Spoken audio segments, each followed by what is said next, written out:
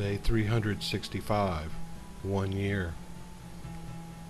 The days have turned into weeks, and the weeks into months.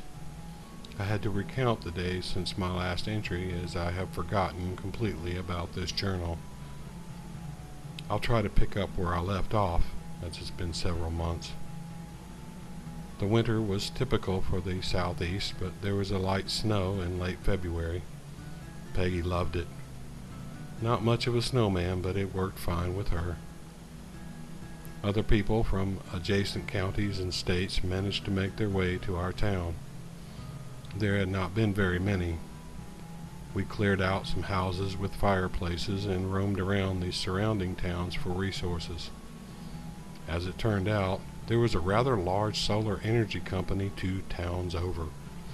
I remember looking at their web page, but their prices were way too high.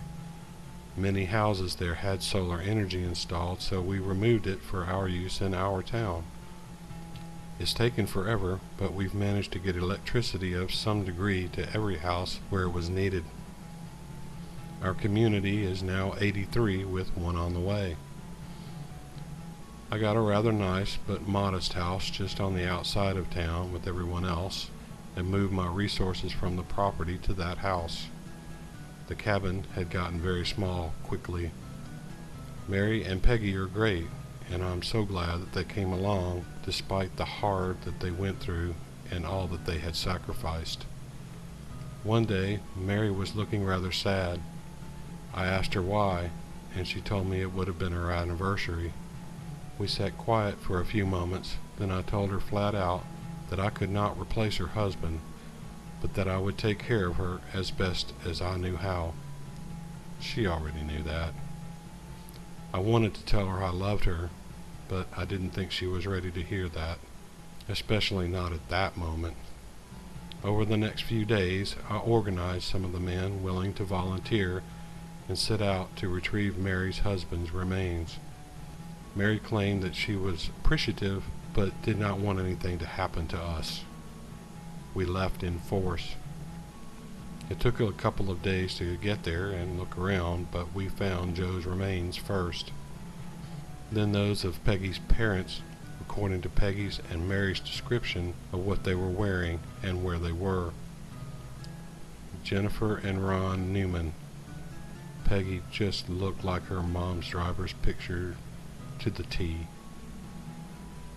I retrieved Trish's cremains from my former rented house. There were no marauders to be found. We brought them all back and had as proper of a funeral as we could for them in the local cemetery. Peggy understood all too well what was going on and asked why we had done that. I told her some things just had to be done to bring peace of mind to those you care about, to those you love. Peggy asked if I loved her. I told her I knew I wasn't her father, but I would love her as if she was my very own. Then she pulled the typical 12-year-old maneuver and asked if I loved Mary right in front of Mary. Without hesitation, I told Peggy yes, I did. And that was it. We were now as formal of a family as it gets, given the circumstances. Perhaps in time I will ask Mary to marry me and officially adopt Peggy as our own, but I'm not going to push it. That would be pretty tough for Mary to handle, but I hate the thought of someone else coming along and stealing her heart. That's just going to take a lot of time, perhaps years, I don't know. We still have very little news of the rest of the world. We've made contact with the others in the U.S., though. We formulated a type of information sharing network. All stations have taken stock of who knows what languages, so if we get a contact from a country but cannot speak their language, we can pass them off to a contact who does speak their language. None of us have heard anything from the federal, state, or even local governments, at least not yet.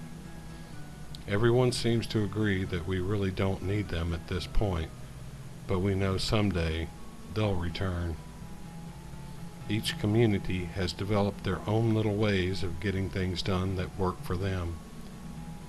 Some communities have completely failed, with their members dispersing into other groups or forming new ones.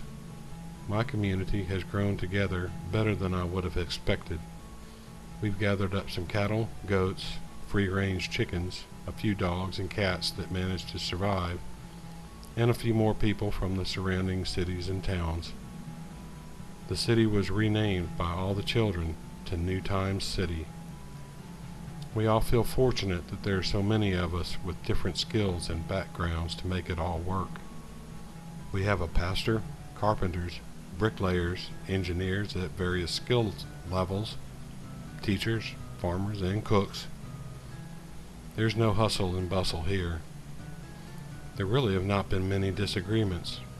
Well, if you call what color to paint a fence a disagreement. No crime whatsoever, yet we've created a police force and a quasi-military to keep the peace and defend the city if needed. No need for it yet. We've created a council of elders who pretty much just keep track of the resources we have, projects that need to be done, and the little trade we have with other towns.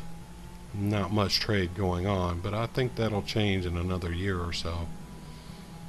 Even the air is starting to clear up since there are no cars and industry to pollute it. All of the dead have been removed and given the best burial that we could give them. Given the reason for all of us to be here, the pain, hardship, and loss that we have all endured, everyone could not be happier that the community has melded together so well. With my new family, for the first time in my life, I could not be happier. And the virus?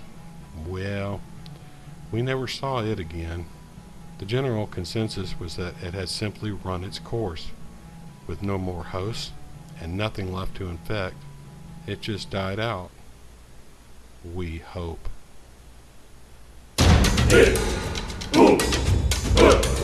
Eat.